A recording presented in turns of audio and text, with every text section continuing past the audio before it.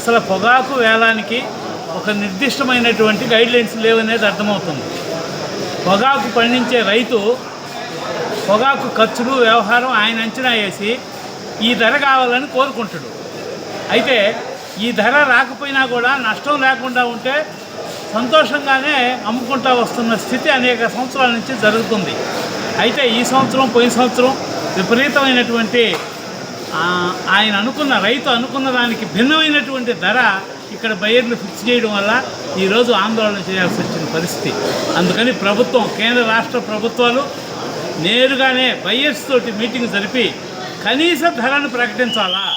కనీస ధర ప్రకటించకపోతే మెట్ట ప్రాంతాల్లో రైతులు కొన్ని వందల మంది చేస్తే తప్ప వేరు ఇక్కడికి వచ్చేటువంటి స్థితి లేదు. కనుక ఒక గైడ్లైన్స్ని పొగాకు విక్రయానికి వచ్చే లోపల ఈసారి అయినా సరే వచ్చే సంవత్సరం అయినా సరే గైడ్లైన్స్ ఫ్రేమ్ చేసి కనీస ధరను ప్రకటించాలని చెప్పని రైతు సంఘం తరఫున డిమాండ్ చేస్తుంది. నేను కనీసం 15 సంవత్సరాల నుంచి పొగాకు వేస్తూ ఉన్నాను. గతం ఒక 6 సంవత్సరాల ముందు ధాన్యాలు కూడా వేసేవాళ్ళు లేక కనీసం ఇచ్చిన దాంట్లో కూడా పండి లేక ఉన్నటువంటి పరిస్థితుల్లో వీళ్ళు కరోనా టైంలో ఆశాజనకంగా వేయడం వల్ల విపరీతంగా ఎక్స్ట్రాలు ఎంత అంటే అంత ఇచ్చి దానివల్ల ఈరోజు ఈ పరిస్థితి వచ్చింది.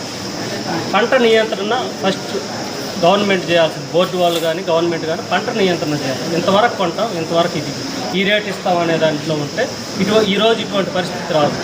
ఏదైనా రైతుకు ఆశ వస్తుందంటే 2 ఎకరాలు ఎక్కువ వేసుకుంటారు, పండించుకుంటారు. దానివల్ల ఫస్ట్ చేయాల్సింది గవర్నమెంట్ ప్లస్ బోర్డు వారు వీళ్ళు ఇన్ని క్వింటాల వరకు ఈ రేటు కొంటాం, తర్వాత మాకు తెలియదు అంటే పంట నియంత్రణ అవుతుంది. దాంట్లో గిట్టుబాటు ధర ఇస్తే రైతులు నష్టపోరు, వ్యాపారస్తులు నష్టపోరు. ఆ విధంగా బోర్డు వారు కానీ గవర్నమెంట్ కానీ చర్యలు తీసుకుంటే బాగుంటుందని నా అభిప్రాయం.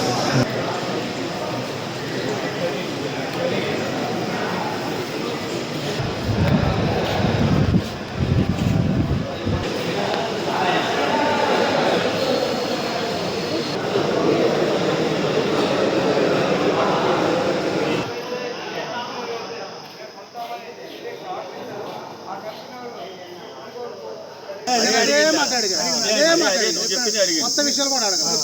ఎన్ని పెట్టుకుంటారు, ప్రకారం చెప్పండి. మీటింగ్లు ఉంటాయి, అందరూ మాట్లాడుతున్నారు. అన్ని కంపెనీ నేను కూడా సాయంత్రం ఒకసారి కంపెనీతో మాట్లాడుతాను.